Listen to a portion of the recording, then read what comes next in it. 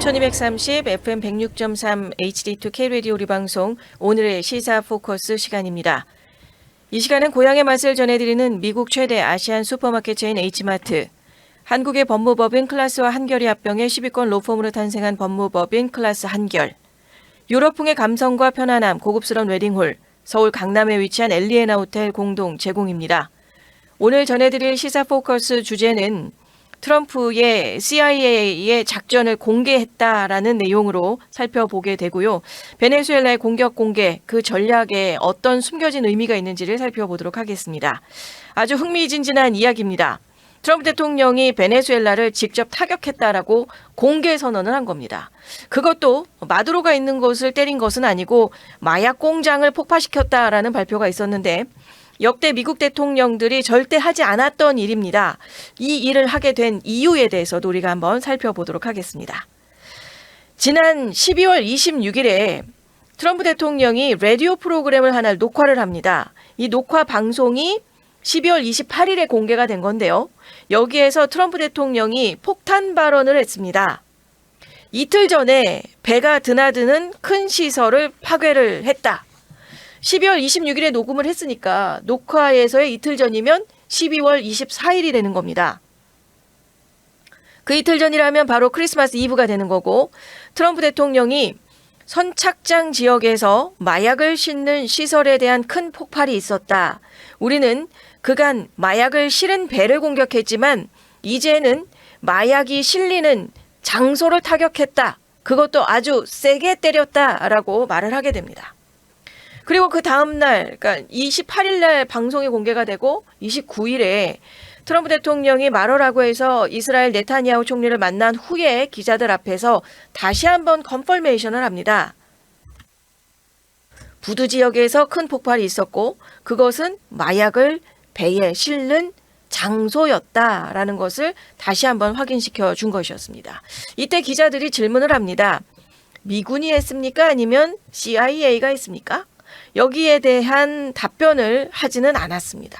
말하고 싶지 않고 하지만 정확히 누가 했는지는 알고 있다라는 것으로 좀 조심스럽게 대답을 하지 않았던 부분까지가 어제 알려진 내용이었고, 어제 이후 그 저녁 시간 정도까지 또 업데이트된 기사들을 지금 봤을 때는 다른 주요 언론들도 그렇고 올라오게 됐었던 업데이트 내용 가운데서는 미군도 미군이지만 이 작전의 전체적인 배경에는 CIA가 있었다라는 것으로 좀 더 업데이트된 뉴스로 다가오게 된 오늘의 이 시간까지의 뉴스가 되고 있습니다.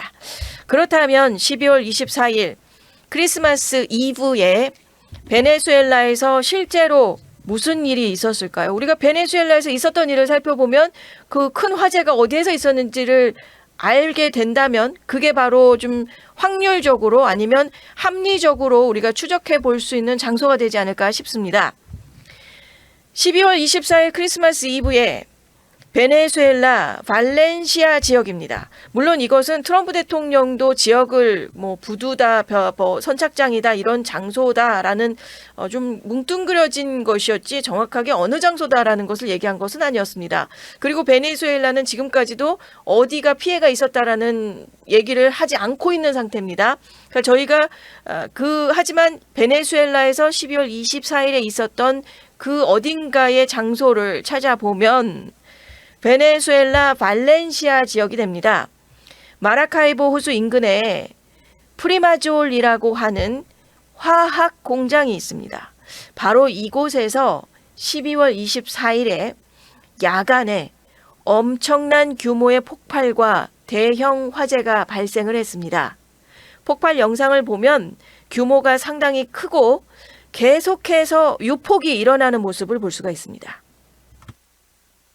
이 프리마졸 공장이 어떤 곳이냐면 공식적으로는 동물 사료, 식품 첨가물, 또 제약 연구를 한다고 알려진 장소입니다. 하지만 오랫동안 펜타닐 같은 합성 마약을 제조하는 시설로 의심받아온 곳입니다.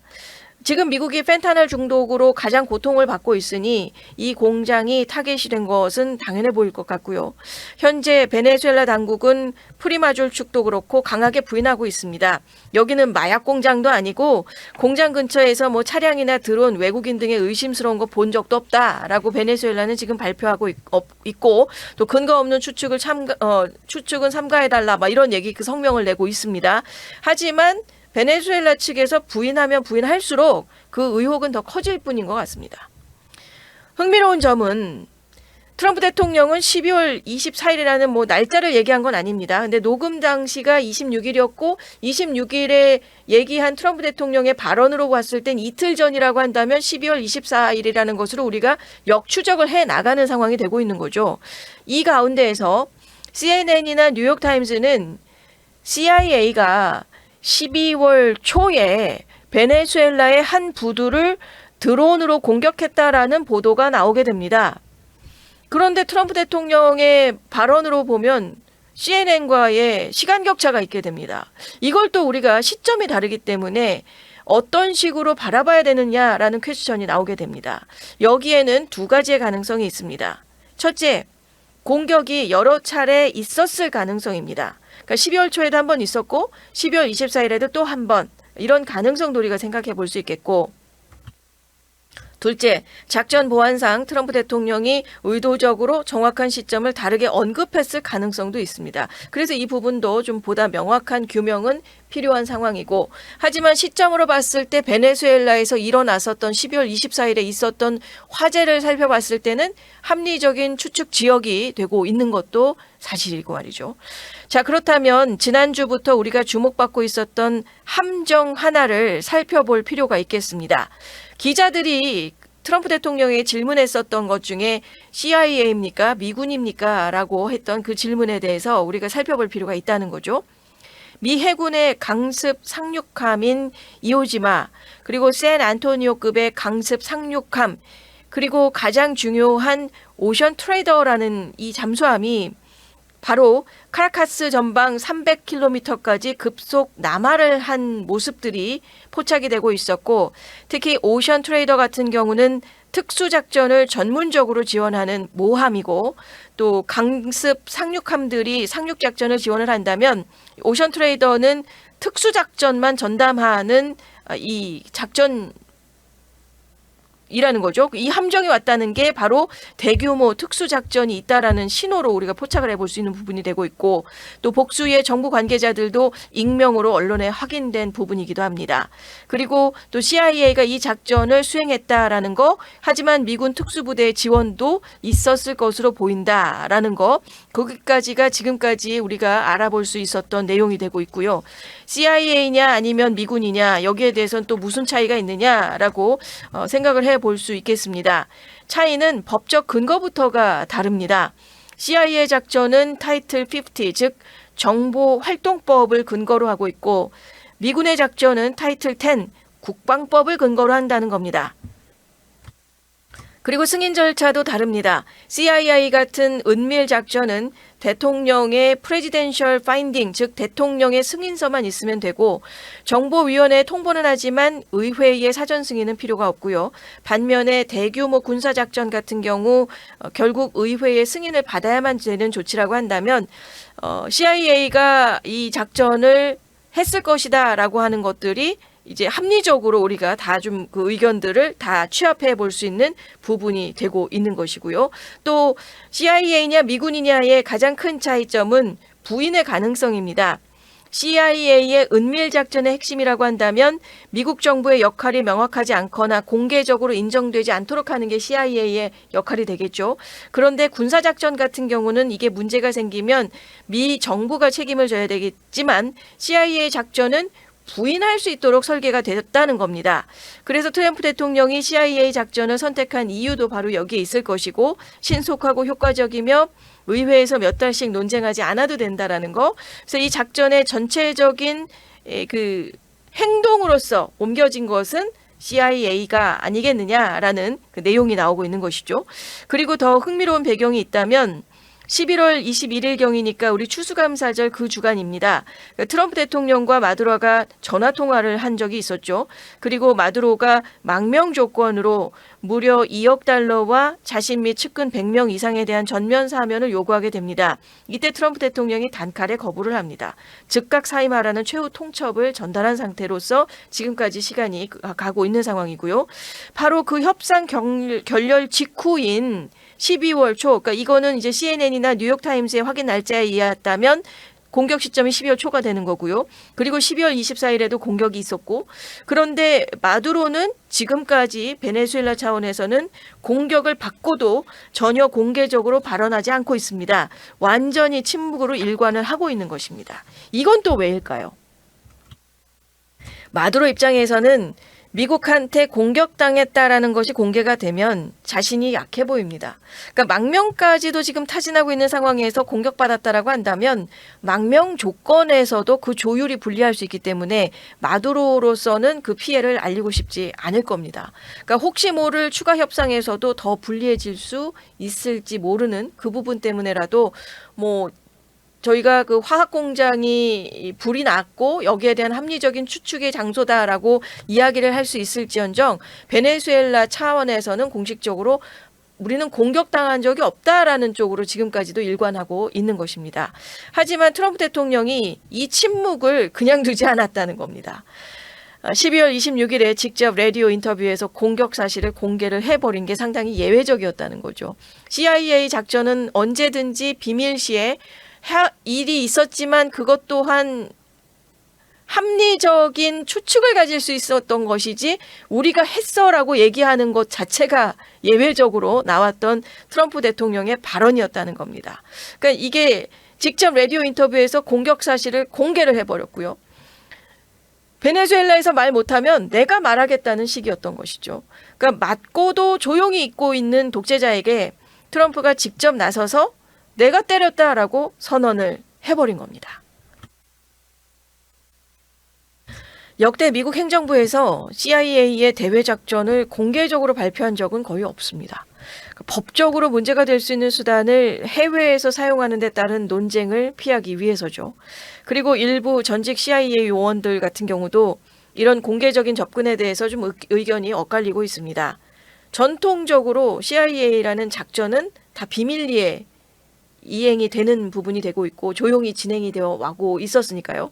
하지만 트럼프 대통령의 선택은 좀 다른 차원의 전략으로 볼 수 있게 되는 것 같습니다. 과거에는 뒤에서 조용하게 압박하는 방식이 일반적이었지만 트럼프 대통령은 숨길 게 없다는 입장이고요. 또 마약 밀매 조직이나 그들을 비호하는 독재 정권에 맞서는 일에 당당하다는 겁니다. 오히려 이런 투명성이 마두로 정권에게는 더 큰 심리적인 압박으로 다가올 수 있다는 겁니다.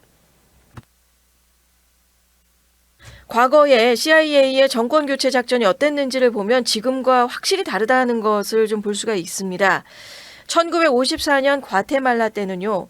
480명의 침공군을 훈련을 시키고 80회가 넘는 공중 폭격을 하고 또 니카라과에서 비밀 라디오 방송국까지 만들면서 심리전을 펼치고 CIA의 정권 교체 작전들이 있었던 작전들. 그리고 1973년에 칠레 때는요. 3년간 장기 작전으로 800만 달러를 사용하면서 세계은행의 대출도 막고 수출 신용도 차단하고 반대파에게 자금을 대면서 군부 내의 쿠데타 세력을 조직을 하고 말 그대로 종합작전으로 있었던 모습들.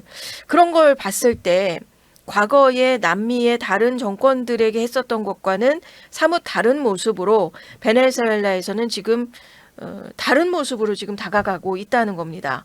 그러니까 드론으로 부두와 마약 광장 폭격하고 또 마약 밀매 조직을 타격하는 차원이고 전문가들은 이게 최근에 20년간의 대테러 작전에서 쓰던 방식을 마약 조직에 적용하는 정도라고 보고 있습니다. 그러니까 범죄 네트워크를 와해시키는 효과가 있겠지만 과거처럼 정권 전체를 뒤엎는 그런 대규모 작전과는 차원이 다른 모습으로 지금 베네수엘라를 공격하고 압박하고 있다는 겁니다. 많은 분들이 궁금해하실 것 같습니다. 왜 미국이 이렇게까지 베네수엘라에게 강력하게 대응하는가? 먼저 이제 마약 문제죠. 베네수엘라가 미국으로 유입되는 주요 마약 유통 경로가 되고 있고, 콜롬비아에서 생산된 코카인이 베네수엘라를 거쳐서 미국으로 들어오면서 미국 사회는 심각한 마약 위기에 시달리고 있습니다. 펜타닐 중독으로 수많은 미국인들의 목숨을 잃고 있는 지금 현실 가운데 이게 단순한 외교 문제가 아니고 국민의 생명이 걸린 문제라는 거. 그리고 또 한 가지는 석유 문제입니다. 트럼프 대통령이 우리 석유를 훔쳐갔다라는 표현을 한 데는 이유가 있습니다. 베네수엘라가 세계 최대 석유 매장량을 보유한 나라고, 그런데 이 석유가 중진류라서 정제하기가 매우 어렵고 까다롭고, 그래서 미국 기업들이 수십 년간 막대한 투자를 하면서 중진류를 정제할 수 있는 첨단 시설과 설비를 구축을 했고, 기술 이전도 해주고 인프라도 깔아줬습니다. 그런데 이때의 베네수엘라가 2007년에 석유 산업을 국유화로 바꾸면서 미국 기업들을 일방적으로 축출했고, 정당한 보상도 없었고, 미국이 그동안 투자한 시설이나 기술 그리고 경제적인 손실이 얼마나 막대했겠습니까? 그런데 마두로 정권이 그 석유 수익으로 독재를 강화하고 마약 밀매 조직과 결탁하고 베네수엘라가 말 그대로 악의 축이 되어버린 겁니다. 그래서 트럼프 대통령의 입장은 명확한 거고 더 이상 참지 않겠다는 겁니다. 2007년부터라고 한다면 거의 지금 20년이 가까운 시간이 되고 있는 것이고, 거기에 미국 국민들이 마약으로 죽어가는 걸 방치하지 않겠고, 또 미국 기업들이 당했던 부당한 손실도 바로 잡겠다는 겁니다. 그래서 지금의 불법 유조선에 대한 완전 해상 봉쇄까지 펼치고 있는 것이고, 경제적으로 숨통을 조여서 마두로 독재 정권을 끝내겠다는 확고한 의지를 보여주고 있는 것이고, CIA 작전이지만 또 예외적으로 작전이었고, 그것을 타격을 했다라는, 부두를 공격했다라고 하는 공격까지도 공개적으로 발언을 하게 된 것이죠. 트럼프 대통령이 남미 역사상 가장 거대한 함대로 베네수엘라를 포위했다라고 말한 것은 과장이 아닌 것이고, 또 그동안의 제럴드 포드 항공모함의 전단, 또 이오지마 상륙 강습함을 중심으로서 약 15,000명의 병력이 배치돼 있고, 이 병력이 배치되어 있는 것만 보더라도 베네수엘라의 군사력을 훨씬 압도하고 있는 상황이 되고 있고, 세계 최대의 항공모함이 지금 카리브해에 떠 있는 상황인 것입니다. 이런 가운데 뉴욕타임스의 보도에 따르면 일부 승조원들이 이미 6개월 넘게 항해 중이라고 합니다. 병력의 피로도 문제도, 또 막대한 군사비 지출도 좀 부담이라는 뉴욕타임스의 지적도 지금 있는 가운데에서 9월부터 시작된 선박 공격으로만 벌써 105명이 사망을 했고, 또 20회가 넘는 폭격이 있었고, 또 처음에는 미국으로 들어오는 마약 단속 작전으로 시작을 하면서 지금은 레짐 체인지다라는 완전한 정권 교체 작전으로 확대가 되는 모습으로 지금 베네수엘라를 계속해서 압박하고 있는 상황이 되고 있는 것이죠.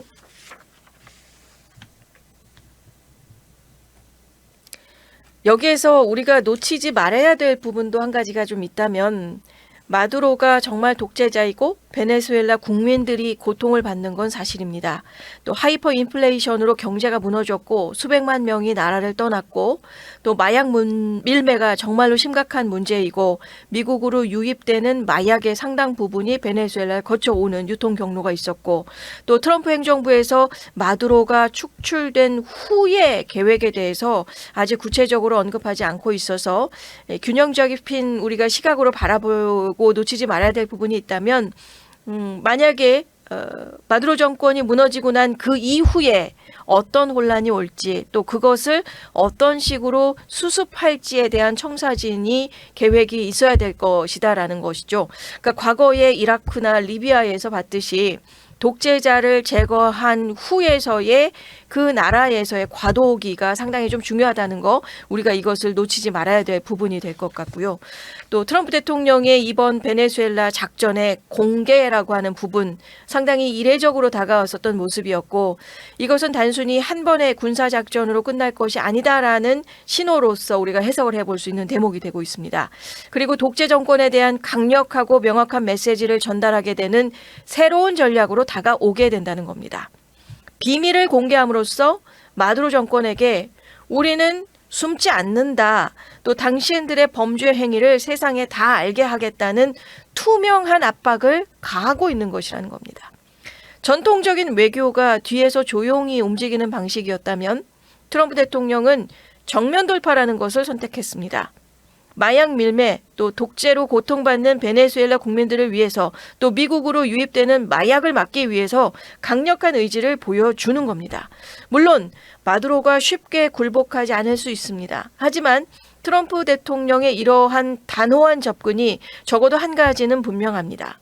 미국이 마약 밀매 또 독재 정권을 더 이상 방치하지 않겠다는 의지 말입니다. 자, 마두로를 향한 이 옥죄기가 점점 더 현실적으로 죄어 들어가고 있습니다. 베네수엘라의 상황 앞으로도 더 주목해 볼 필요가 있겠습니다.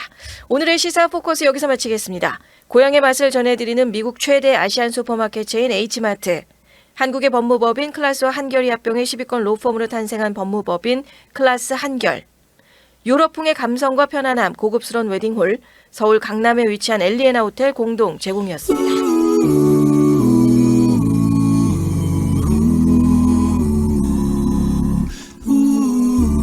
모닝와이드 오늘 끝곡입니다. 홈프리 버전의 Old Lang Syne 함께 하시면서 이 시간 마무리하겠습니다. 2025년도의 마지막 아침입니다. 한 해 동안 모닝와이드 아껴주시고 또 매일 같은 시간 같은 자리에서 함께해 주신 애청자 여러분들께 진심으로 감사드립니다. 바쁜 아침길에 또 잠시 귀 기울여 주셨던 이 시간들이 정말로 큰 힘이 되었습니다. 여러분들의 하루에 조금이나마 위로와 또 정보, 뉴스들 그리고 따뜻한 동반자가 되었기를 바랍니다. 이제 2025년을 보내면서 다가오는 새해에는 더 건강하고 더 평안한 날들이 이어지시길 기원합니다.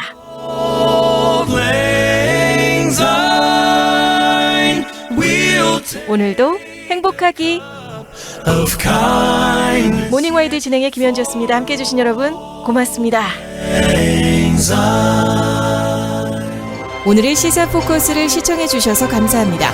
최근 시사 소식을 더 자세하게 알고 싶으시면 구독과 좋아요, 알림 설정을 꼭 눌러주세요.